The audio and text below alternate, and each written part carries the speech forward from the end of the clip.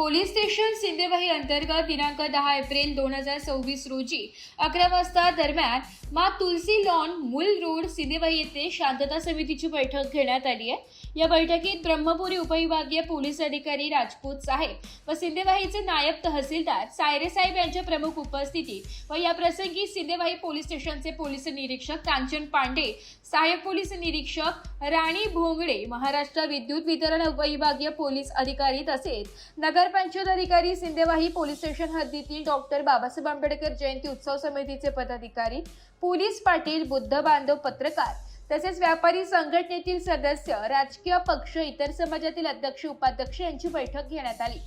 बैठकीमध्ये डॉक्टर बाबासाहेब आंबेडकर जयंती निमित्त पूजापाठ, मिरवणूक कार्यक्रम व मिरवणुकीमधील येणारे अडीअडचणी जाणून घेतल्या व त्यावर शासनाचे प्राप्त सूचना, निर्देश समजून सांगण्यात आले।